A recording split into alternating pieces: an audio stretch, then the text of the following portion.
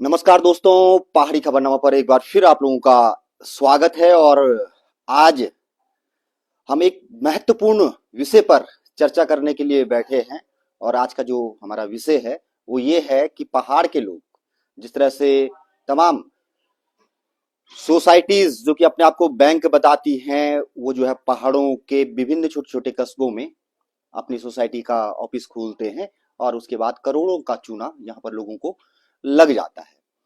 हाल ही में जो LUCC society है उसका जो प्रकरण है उसमें लोगों का करोड़ों रुपए डूबा है।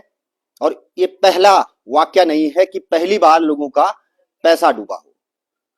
इससे पहले तमाम ऐसे बैंक हैं, चाहे वो जनशक्ति कोऑपरेटिव सोसाइटी हो, चाहे वो जनहित कोऑपरेटिव सोसाइटी हो, या फिर दिव्यांश कोऑपरेटिव सोसाइटी हो, और इसके सिवाय और भी बहुत सारी कोऑपरेटिव सोसाइटी जो आती हैं और तमाम शहरों में कस्बों में अपने कार्यालय खोलती हैं, अपने एजेंट बनाती हैं और लोगों तक पहुंचती भी हैं और लोगों को तरह तरह के लुभावने सपने दिखाती हैं और उसके बाद करोड़ों रुपए लेकर चंपत हो जाती है।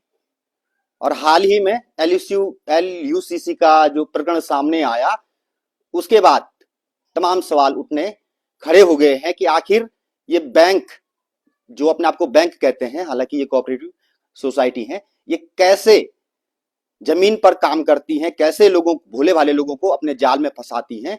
तो तमाम विषय पर चर्चा करने के लिए और सबसे महत्वपूर्ण विषय कि आखिर जो LUCC बैंक है उसमें जो करोड़ों रुपए लोगों का डूबा है वो कैसे वापस आएगा, क्या उसके वापस आने की संभावना है, और आगे भविष्य में इस तरह की जो कोऑपरेटिव सोसाइटी है उन पर किस तरह से लगाम लगाई जा सकती है। इन तमाम विषयों पर चर्चा करने के लिए एक महत्वपूर्ण व्यक्ति मेरे साथ बैठे हैं जो कि कोऑपरेटिव बैंक टिहरी के पूर्व चेयरमैन भी हैं और अच्छा खासा नॉलेज जो है कोऑपरेटिव सेक्टर में वो रखते हैं।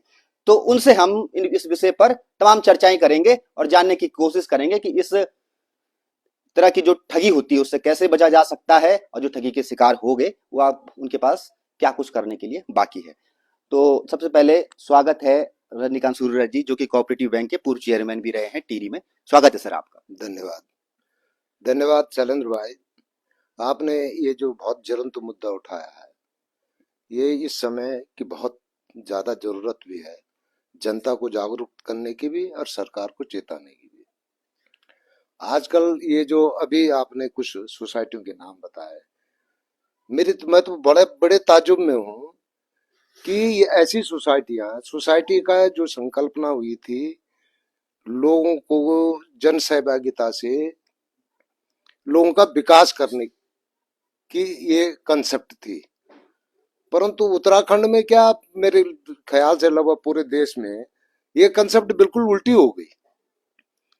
ये जो सोसाइटी सहकारिता की जो सोसाइटी जो है ये अब जो है ये ठगी का साधन बन गई और सरकार का इस पर कोई नियंत्रण नहीं है। अभी जो आप के माध्यम से मैंने देखा और लोगों ने भी पूछा मुझे और लोगों ने भी अपनी व्यथा बताई कि यहाँ एक LUCC जो लगभग जो है तथाकथित रूप से 10 करोड़ रुपए ले गई, इसके लिए कुछ हद तक तो हमारी जनता की में जागरूकता की कमी भी है और इसके लिए ज्यादा जिम्मेदार मैं सरकार को मानता हूं। सरकार का बैंकिंग प्रणाली पर कोई नियंत्रण ही नहीं रह गया, न लीड बैंक का, न यहाँ के रजिस्ट्रार का, न कोऑपरेटिव के जो आला अधिकारी हैं उनका। मनमाने तरीके से समितियां खोली जा रही हैं, मनमाने तरीके से बैंकिंग का काम किया जा रहा है और उसके बाद लोग जो है चंपत हो जा रहे हैं। सरकार इसको इतने हल्के में ले रही है। हमारे उत्तराखंड में लोग जो है खून पसीने की कमाई है, कोई जापान अपने बच्चों को 4-4 साल अपने परिवार से दूर रह करके पैसे कमा रहा है, पैसे भेज रहा है, कोई मेहनत मजदूरी कर रहा है, और उसके बाद अगर इस तरीके की ठगी हो तो ये बहुत दुर्भाग्यपूर्ण है। और इसके लिए सरकार को बहुत जल्दी जो है इस पर कदम उठाना चाहिए।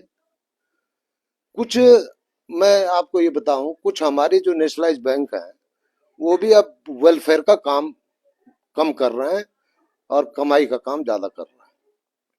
यार बैंकों का काम कमाई होता है, परंतु उसमें जो वेलफेयर का पुट होता है, सामाजिक जन कल्याण की जो भावना होती है, वो धीरे धीरे हरास हो रही है। अभी मैं कल एक न्यूज सुन रहा था कि आप अपना बैलेंस चेक करेंगे तो 7 रुपए कटेगा, आप जो है पैसा निकालेंगे, कोई भी ट्रांजेक्शन करेंगे तो 20 रुपए वो करेगा, कटेगा। इसलिए भी लोग जो है नेशनलाइज बैंकों से थोड़ा सा हट रहे हैं और इस तरीके की ठगों के जालों में फंस रहे हैं। लोगों को चाहिए कि जो भी चीज जो है आपकी जो है इंटरनेट से नहीं जुड़ी हुई है, ऑनलाइन नहीं है, अगर आपका पैसा ऑनलाइन नहीं है, आपको एटीएम, सीधा सीधा एक फार्मूला है कि जो भी बैंक आपको एटीएम न दे पाए वहां आप जो है पैसा जमा न करें। और मेरा तो अनुरोध है सहकारिता मंत्री धन सिंह जी से भी कि इसको थोड़ा सा गंभीरता से लें और लोगों की जो खून पसीने की कमाई है उसको वापस लौटाने में लोगों का सहयोग करें। और जनता से भी मेरा ये अनुरोध है कि थोड़ा जागरूक बने। इस तरीके का जो है रातों रात घनसाली में आज से पहले भी कई अभी आपने बताई कि ऐसी घटनाएं हुई हैं, उससे पहले भी सन 80 से होती आ रही हैं।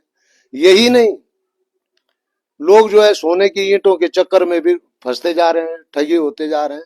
तो रातों रात जो है करोड़पति बनने का सपना लोग छोड़ें, जो सही तरीका है उसको अख्तियार करें।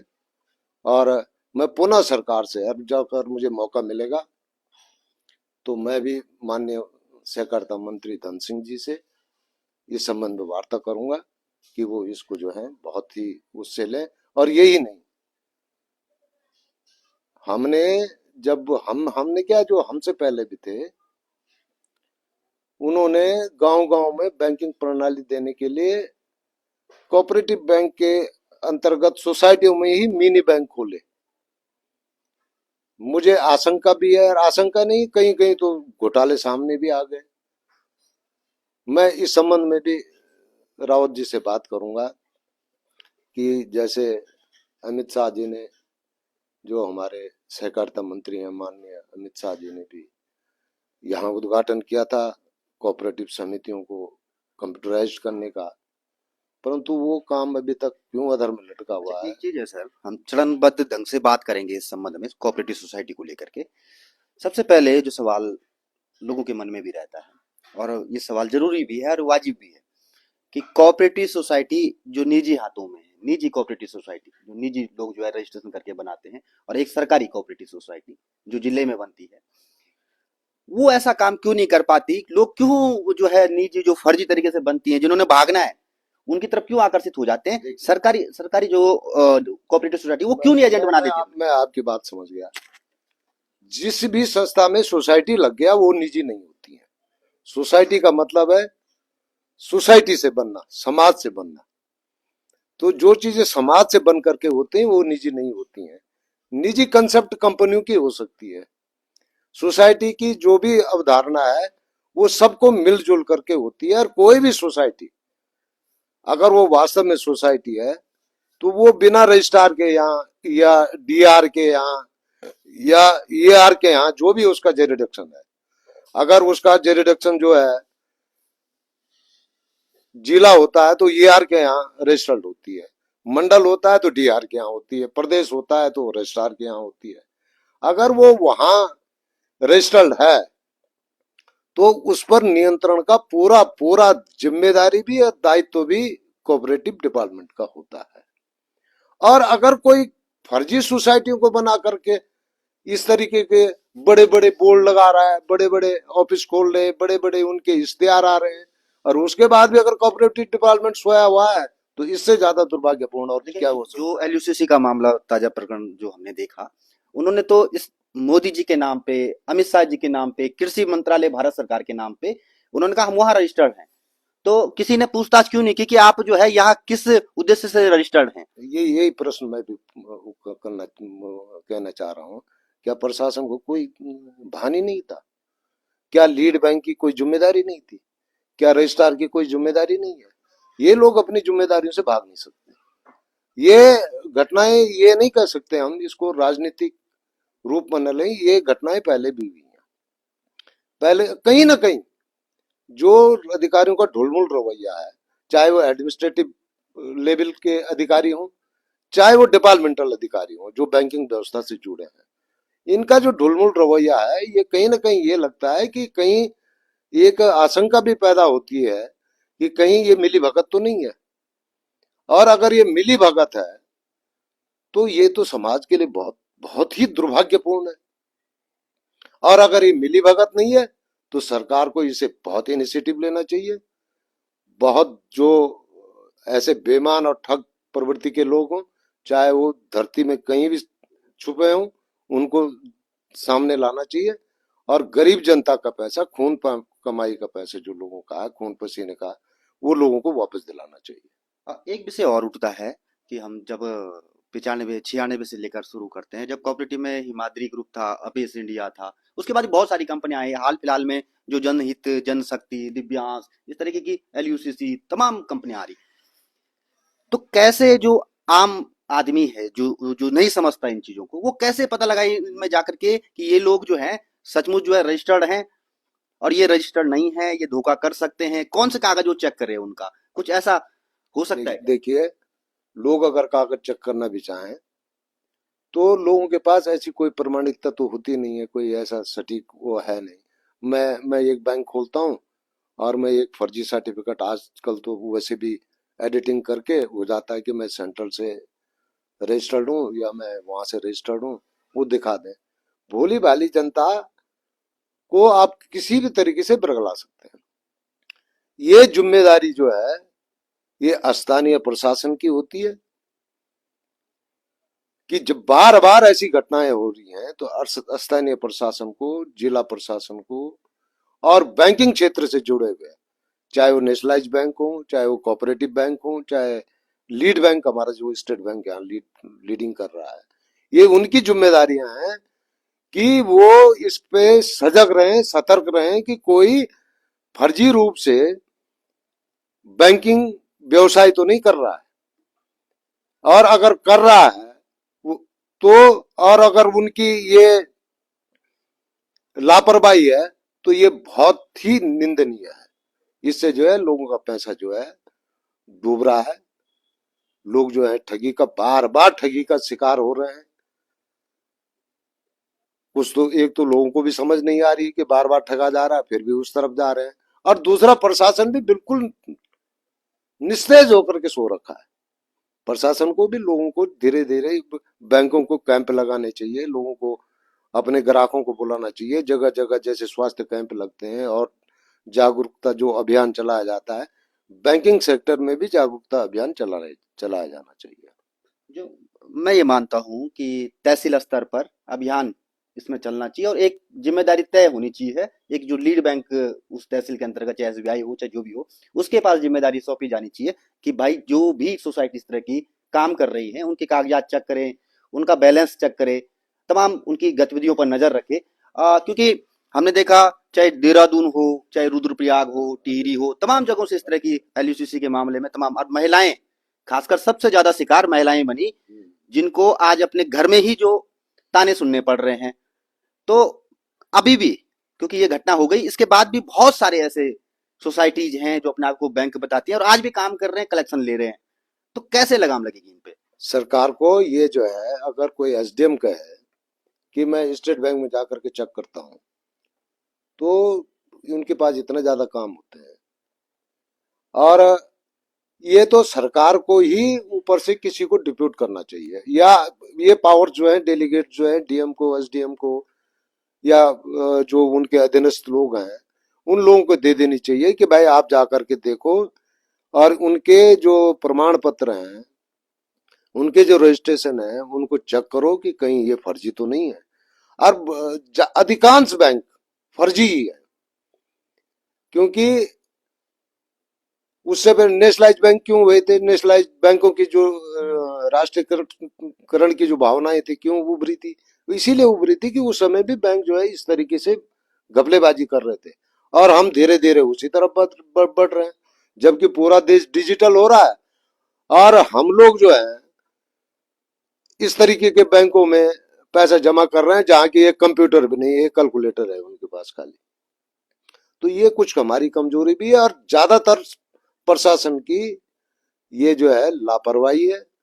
प्रशासन को और शासन को इसको गंभीरता से लेना चाहिए। लोगों को, लोग आगे भविष्य में न इस तरह की घटना की पुनरावृत्ति न हो, इसके प्रति लोगों को जागरूक भी करना चाहिए, और अपने आप को थोड़ा सा सतर्क भी करना चाहिए सरकार को कि इस तरीके की संस्थाएं न खुले।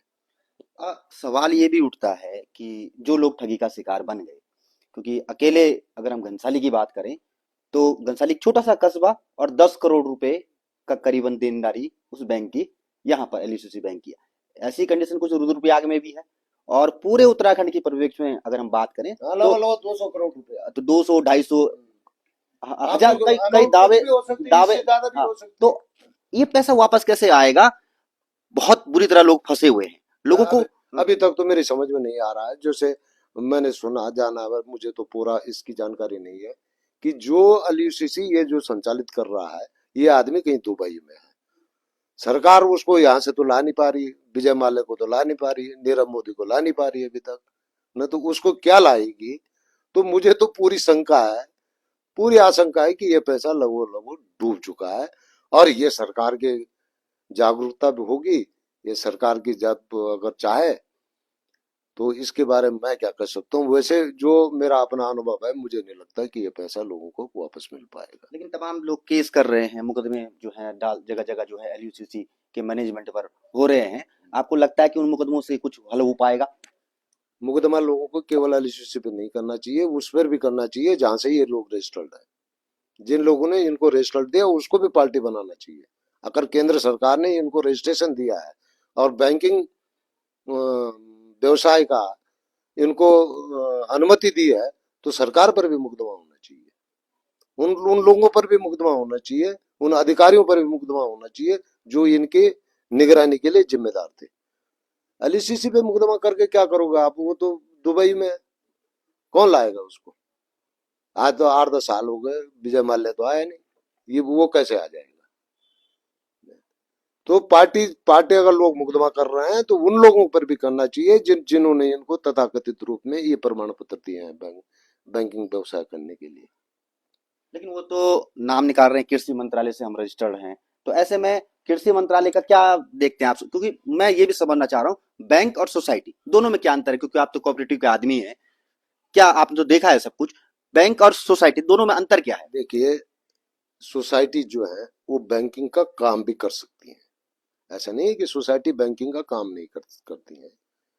जैसे सहकारिता है, एक सोसाइटी के रूप में बनती है, परंतु इसके सोसाइटी को वो तमाम मानक पूरे करने पड़ते हैं, और फिर जो है रिजर्व बैंक इसको जो है अनुमति देता है। रिजर्व बैंक इनको जो है बैंकिंग व्यवसाय करने के लिए अधिकृत करता है, और गारंटी भी लेता है। जो मानक, जो अगर हमने पूरे मानक कर लिए तो उसी गारंटी भी लेता है। अभी तो सारे बैंकों ने गारंटी ली है कि अगर आपको पैसा कहीं डूबेगा तो हम 10 लाख रुपए तक आपको कंपनसेशन देंगे। यहाँ तो ऐसा भी कुछ भी नहीं है।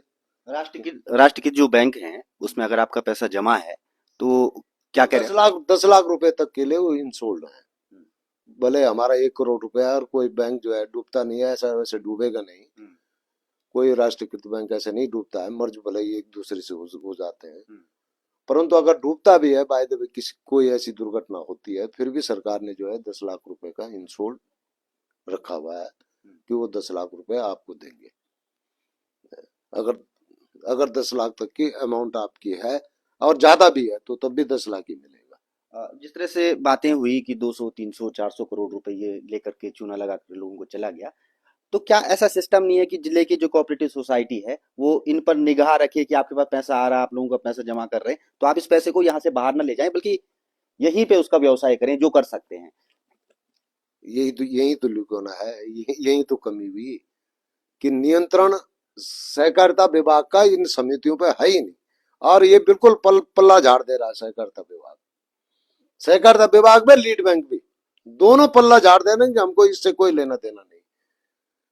आबकारी विभाग शराब बेचता है ना, अगर माना मैंने अवैध रूप से एक शराब की दुकान खोल दी तो मुझे तो 2 घंटे में अंदर बंद कर देंगे।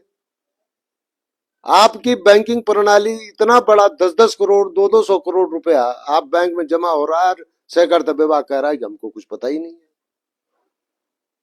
तो ये जिम्मेदारी अंतोत्तोगत्ता तो कहीं ना कहीं सरकार की है ही। ये 2004-05 से लगातार ऐसी ठगी का दौर चलता जा रहा है और सरकार कह रही है हमको कुछ पता ही नहीं। और इस समय तो जो हुआ है, इस समय जो है सरकार को, मैं आप लोगों को भी, उन जो पीड़ित लोग हैं, अगर वो मिले तो चले सहकारिता मंत्री जी के पास, चले उनसे बोलें कि आप क्या कर सकते हैं इसमें, कहीं कोई है कोई समाधान। अब हम यहाँ पे बैठ के तो समाधान नहीं उन्होंने निकाल सकते। कोई जो सूचना है, जो अब तक की उन्होंने कोई आईएएस अफसर को इसकी जिम्मेदारी दी है कि जो है इस पे जांच होगी, हर स्तर पे जांच होगी, और उसके बाद जो है लोगों का पैसा, ये आश्वासन मिला है कि किसी भी तरह से लोगों का पैसा वापस कराने की कोशिश करेंगे। लेकिन सवाल जो है और लोगों ने भी उठाए, कई तरह से सवाल ये भी उठे कि जो है सेंटर। सरकार को तो पहले ये कर देना चाहिए कि बिना रिजर्व बैंक की अनुमति के और सरकार के मानकों के बिना अगर कोई बैंक चल रहे हैं तो उसको सख्ती से बंद करवा देना चाहिए। ये घटनाओं की पुनरावृत्ति आगे ना हो। पहले तो सरकार की जिम्मेदारी है, जब लगातार ये हो रहा है तो इस तरीके के बैंकों को काम करने ही क्यों दे रहे हैं। दूसरी बात ये मेरे संज्ञान में नहीं है कि आईएएस का वो हुआ है, और अगर होगा भी तो मैंने बता दिया कि ये जो है, जो दुबई में बैठा हुआ है, क्या आप उसको लाएंगे? सरकार ये बोले कि हम इतने दिन के अंदर उसको लाएंगे और आपका पैसा वापस दिलाएंगे। मुझे नहीं लगता, जहां तक मेरी अपनी सोच है, अगर सरकार कर ले तो बहुत अच्छी बात लेकिन आगे के लिए जो और उन पर कार्रवाई भी, क्योंकि अब तक नजर नहीं आई है। कहीं भी, क्योंकि अगर एक घटना हो जाती तो रिएक्ट होता है उसका, सरकार रिएक्ट करती है। लेकिन ये रिएक्ट नजर नहीं आया कि और जो सोसाइटी इस तरह की हैं उन पर भी कुछ लगाम लगे, कुछ नए नियम निकले, कुछ पाबंदियां लगे, कुछ मॉनिटरिंग हो। हाँ, तो ये मांग जो है सबको करनी चाहिए। मैं कह रहा हूँ हमें भी करनी चाहिए और लोगों को भी करना चाहिए, जितने भी जो भी राजनीतिक दल के लोग हों, चाहे वो भारतीय जनता पार्टी से हो, उत्तराखंड क्रांति दल से हो, कांग्रेस से हो, सब समाज के, ये मुद्दा राजनीतिक मुद्दा नहीं है, ये एक सामाजिक मुद्दा है। और महत्वपूर्ण बात यह है कि इसमें जो है हमको समाज को भी जागरूक करना पड़ेगा कि आप इन जगह जो है पैसा जमा न करें। बड़े ब्याज के चक्कर में, कई कई जो इनकी चलती हैं स्कीमें, लुभावनी स्कीमों के चक्कर में वहां पैसा न जमा करें। और लोग देख रहे हैं कि लगातार ऐसी ठगी हो रही है और उसके बाद भी लोग पैसा जमा करते जा रहे हैं। तो बिल्कुल ये तमाम बातें थी जो एलयूसीसी के परिप्रेक्ष्य में आज चर्चा हमने की रजनीकांत सूर्यराज जी से, जो कि पूर्व में कोऑपरेटिव बैंक टिहरी के चेयरमैन भी रहे हैं और अच्छा नॉलेज भी उन्हें सहकारिता के क्षेत्र में है। और उन्होंने कहा कि अभी भी कई ऐसी कंपनियां हैं, कई ऐसी सोसाइटीज हैं जो सक्रिय हैं, अभी भी कलेक्शन कर रही हैं, उनके एजेंट जो है नए लोगों से कलेक्शन कर रहे हैं बिना प्रमाणिकता जांचे हुए। और अब तक जो है कोई ऐसी कार्रवाई भी नजर नहीं आई जिससे कि जो और सोसाइटियां जो काम कर रही हैं, जहां पर आशंका है कि भविष्य में लोगों का पैसा फिर डूब सकता है, इस घटना की पुनरावृत्ति हो सकती है, उस पर जो है कोई नया ना कोई नियम निकला है, ना कोई मॉनिटरिंग का नया तरीका निकला है, ना जो है उन पर कोई शिकंजा अब तक सरकार ने या सहकारिता जो विभाग है उसने कसा है, जिसकी आवश्यकता है। और एलयूसीसी के मामले में यहाँ तक, जहां तक सूर्यराज जी कह रहे हैं, वो कह रहे हैं कि बहुत कम संभावना है कि वो पैसा लौट कर वापस आ सकता है। फिर भी संभावना जीवन में कभी खत्म नहीं होती। आशा और उम्मीद हम हमेशा यही करेंगे कि वो पैसा लोगों का वापस मिले, क्योंकि गरीब मेहनत जो कश लोग हैं उन्होंने बड़ी मेहनत से, खून पसीने से वो पैसा जमा किया है किसी न किसी भरोसे पर, और उस पैसे को लेकर के ये कंपनियां भाग गई हैं। तो आप लोगों से भी एक अपील मैं जरूर करूंगा कि इस तरह की जो सोसाइटीज आती हैं उन पर आंख बंद करके आप भरोसा ना करें, बल्कि तहकीकात करें पहले कि किस तरह के डॉक्यूमेंट उसके हैं, क्या इसके परिणाम हो सकते हैं। तो धन्यवाद दोस्तों, फिर चर्चा, नई चर्चा के साथ आपके साथ जुड़ेंगे। धन्यवाद।